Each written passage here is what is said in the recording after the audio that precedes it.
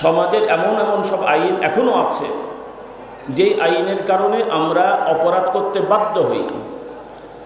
মানুষ ব্যবসা করবে, কিন্তু রাষ্ট্রের এমন এমন আইন আছে যে আপনি ভালো ব্যবসায়ী হতে গেলে আপনাকে বাধ্য হতে হয় ব্যাংকে যেতে এবং সুদ ঘুষের লেনদেন করতে হয়।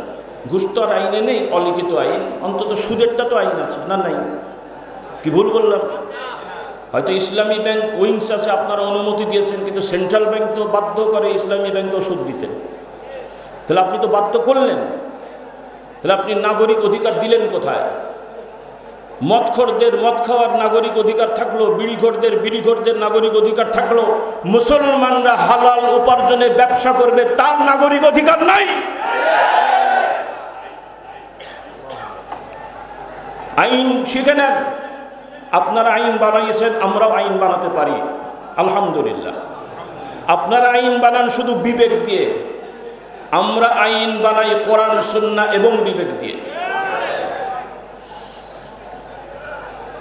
কেউ ব্যক্তিগতভাবে আলাদাভাবে সুদ খায়, ঘুষ তো আলাদা, সেটা অনেক সময় হয়তো ভিন্ন ব্যাপার হয়, কিন্তু রাষ্ট্র কর্তৃক এমন নীতিমালা করা, বিশেষ করে মুসলিম অধ্যুষিত এলাকায় যেখানে মুসলমানরা তার ব্যবসার স্বাধীনতা পাবে না, তার কথা বলার স্বাধীনতা পাবে না। বলবেন স্বাধীন তো আমরা করে দিলাম, করবেন, কিন্তু অন্যায় করে কেন? বিচারালয়ে যে আমাকে আরেকজনকে প্রভু কেন বলতে হবে? কেন আমরা বলবো না যে মাননীয় বিচারক, তাকে আমাকে প্রভু কেন বানাতে হবে?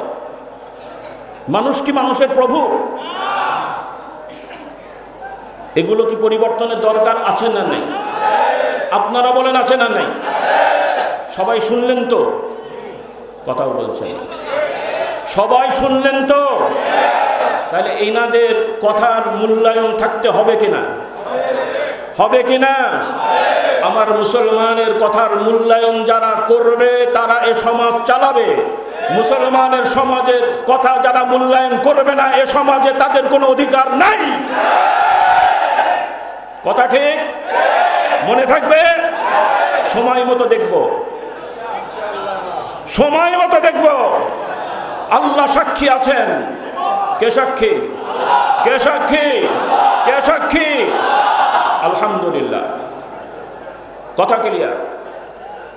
আল্লাহ আমাদের ইমানের উপরে কায়েম থাকার তৌফিক দেন।